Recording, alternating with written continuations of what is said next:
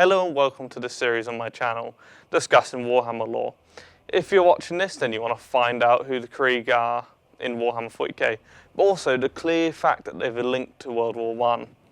But as well, I believe that this could be a secret message hidden within them about anti-war. So sit down as I go over who the Krieg are so you can get a clear idea of who they are. So let's get into it.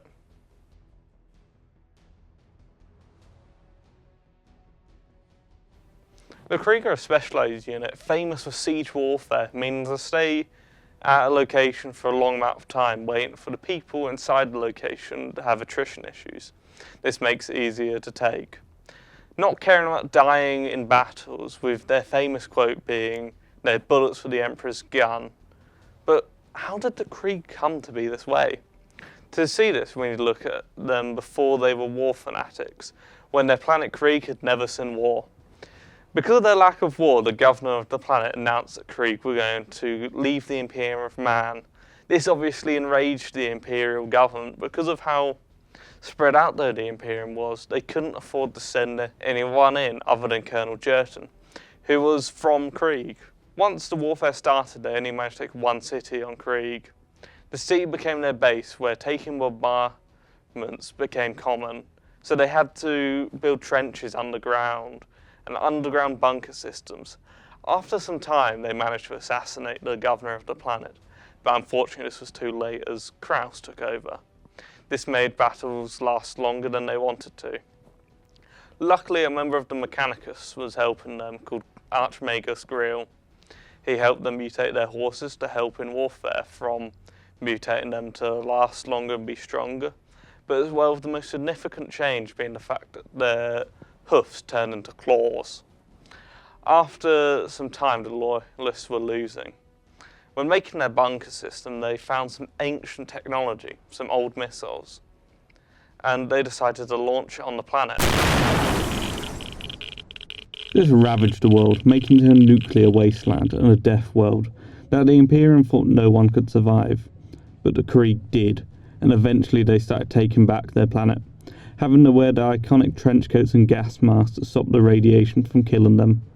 After many years, they killed the last remnants of traitor Krieg, taking back their world for the Imperium and the Emperor of mankind. But because of the sins that their ancestors caused leaving the Imperium, the Krieg felt that they needed to make up and fight for the Imperium until they'd made up for what they had done. This meant that the Krieg needed a way to get more soldiers quickly, leading to them cloning themselves, which is highly illegal in Imperial law, and endlessly sending themselves to the most dangerous battles they could to finally redeem themselves.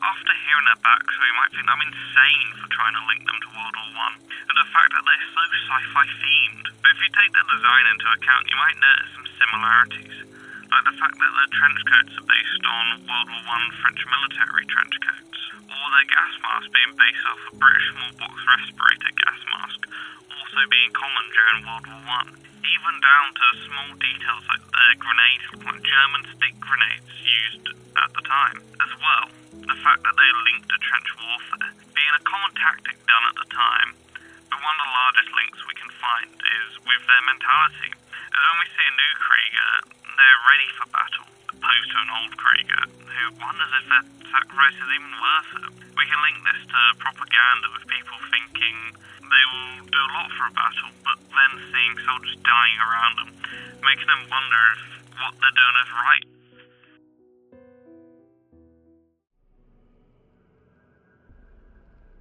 Anti-war in Warhammer is a big theme, with the subject stemming back to the creation where it was made to be a satire, showing what the world could become if we have wars like we do now.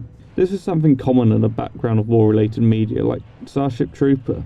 One of the biggest parts of a Krieger as well is the fact that they get propaganda showing us what a war-only style world could do to people, and the consequences this could have on a society. The fact that they solve their own conflict on their own planet by blowing it all to hell, showing us what we might do in a conflict if we are the losers.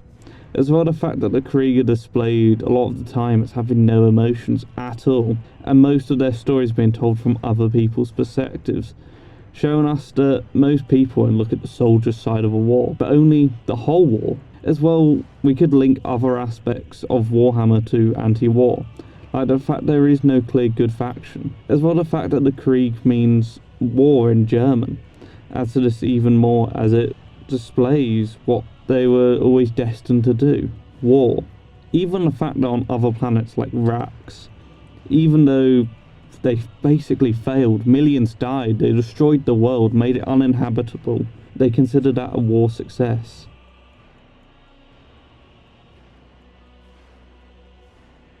Now, from all we have on the Krieg, it's pretty obvious Games Workshop trying to push an anti-war message, and we can take this into consideration, showing us that Warhammer still cares about the roots that they started from, being a satire, showing us what will happen if we solve conflicts with over-the-top force and violence. If you like this video, please like and subscribe, and look out for any new videos.